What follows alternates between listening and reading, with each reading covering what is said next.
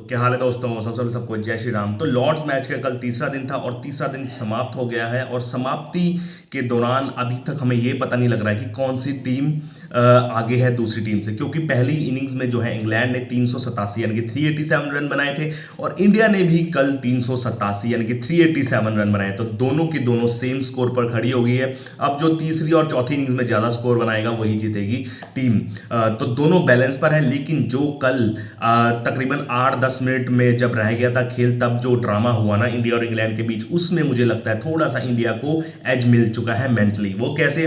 क्योंकि आपको पता है कि इंडिया 387 रन पर ऑल आउट हो गया था। तो अभी भाई तकरीबन तकरीबन 2 ओवर फेंकने बाकी थे, यानी कि तकरीबन 8 मिनट बाकी थे। तो जसप्रीत बुमराह बॉलिंग कराने आते हैं और बैटिंग जो है क्रॉली और बेन डकेट। तो क्रॉली जब स्ट्राइक लेते हैं तो वो 2 बार जसप्रीत बुमराह के रनअप को रोकते हैं भाई, ताकि टाइम निकल जाए और दूसरा ओवर ना कराना पड़ जाए। एक तरीके से डर जाता है, लेकिन फिर उसके बाद जो है बॉल लगती है, हाथ में लगती है, तो मेडिकल टीम को बुला लेता है क्रॉली, ठीक है ना, जिसकी वजह से टाइम वेस्ट होता है। और भाई शुभमन गिल और सारी टीम चढ़ जाती है भाई इंग्लैंड के ऊपर, भाई तुम टाइम वेस्ट क्यों कर रहे हो, तुम तो बेसबॉल खेलते हो, डरते नहीं हो, लेकिन इस बार तुम डर रहे हो भाई। सभी तालियां बजाने लग जाते हैं और कुछ जो है मीठे शब्द कह देते हैं शुभमन गिल, जिसकी वजह से भाई आग और तनाव का भी सिचुएशन बन जाती है। और यहाँ पर भाई थोड़ी सी बुजदिलगिरी दिखाई भाई इंग्लैंड ने। चाहते तो वो 2 ओवर खेल सकते थे, लेकिन जैक क्रॉली ने नहीं खेला, टाइम वेस्ट किया, जिसकी वजह से थोड़ा सा मेंटली और थोड़ा सा गुस्सा भी है टीम इंडिया, वो निकाल सकती है चौथे दिन। लेकिन यहाँ पर देखना पड़ेगा, अपने गुस्से को सही चैनलाइज करना पड़ेगा, क्योंकि गुस्से में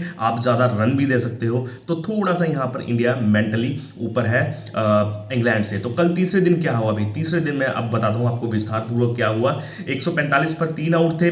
दूसरे दिन वहां से खेलना शुरू किया और दोनों ने बहुत बढ़िया खेला, ऋषभ पंत, के राहुल ने, जहां पर ऋषभ पंत ने अपना एक और अर्धशतक जड़ाया और के राहुल ने भी यहां पर एक और अर्धशतक जड़ा। और लंच तक भाई दोनों ने 4.5 की साढ़े चार की स्ट्राइक रेट से रन मारे, 115 रन मारे एक सेशन में, और बहुत ताबड़तोड़ खेले मेनली ऋषभ पंत, क्योंकि ऋषभ पंत जब खेलते हैं ना भाई, वो चौकों से कम डील नहीं करते। और फिर केएल राहुल ने तो ब्राइडन कार्स के एक ओवर में लगातार 3 चौके मारकर अपने इरादे बता दिए थे। लेकिन भाई जब दूसरे सेशन में खेलने आए और एक लंच से पहले वो भाई सॉरी टी से पहले एक बहुत बड़ी कह सकते हैं ट्रेजेडी हो गई ऋषभ पंत के साथ भाई, जब वो टी से जो थी एक बॉल पहले वो रन आउट हो गए भाई। और रन आउट कैसे हुए?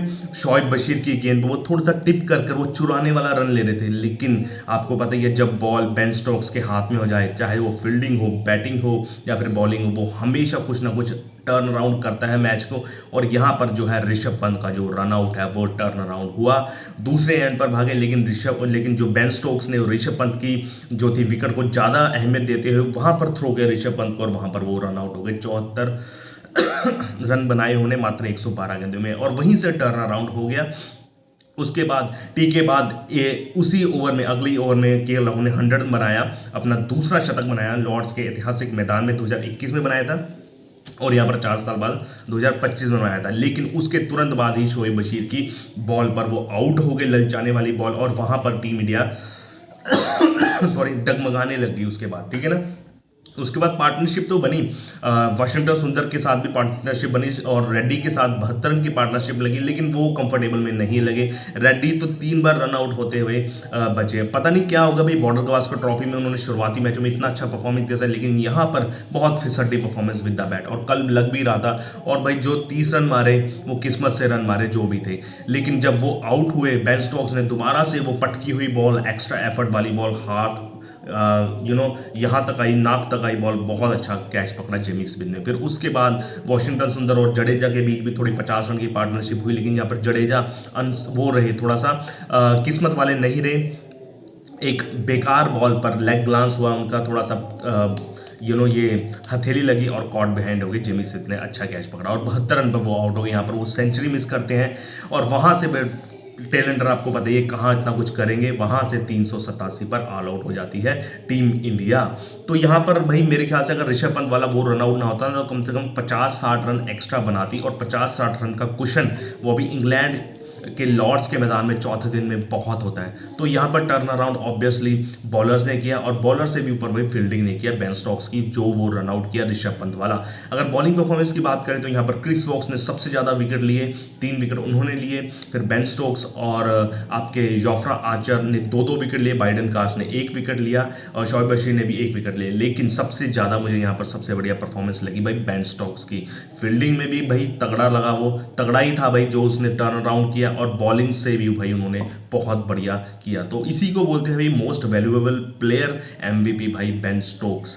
तो 387 रन बन चुके हैं, तो वो मैं आपको बता ही चुका हूँ, लास्ट ओवर का ड्रामा आपको पहले ही बता चुका हूँ। तो अब टीम इंडिया को क्या करना चाहिए भाई? टीम इंडिया को बस अपने गुस्से को सही चैनलाइज करना चाहिए, जैसे विराट कोहली ने पिछली बार लॉर्ड्स में किया था ना, तकरीबन 70 ओवर में सभी को ऑल आउट किया था, वैसे ही करना चाहिए। और कितना स्कोर देना चाहिए भाई? अगर मैं बात करूँ ना, लॉर्ड्स के ऐतिहासिक मैदान में 5वीं इनिंग्स में खेलना, एवरेज स्कोर 196 का होता है, तो तकरीबन मैं चाहूंगा कि 225 तक ऑल आउट कर दे। अगर 225 तक ऑल आउट कर देती है तो कंफर्टेबली जीत सकती है इंडिया।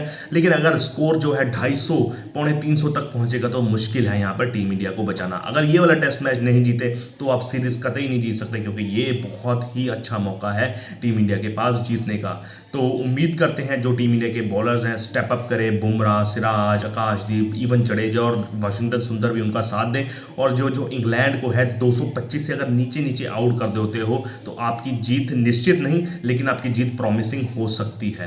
तो उम्मीद करते हैं भी जल्दी आउट करें और इंडिया ये वाला मैच जीते, और सीरीज को भी, इस सीरीज को जो है ये एंडरसन तेंदुलकर वाली को घर लेके जाएं। और ऐसी ही जानकारी जानने के लिए मेरे चैनल को प्लीज़ लाइक शेयर सब्सक्राइब कीजिए। जय श्री राम। Okay, bye.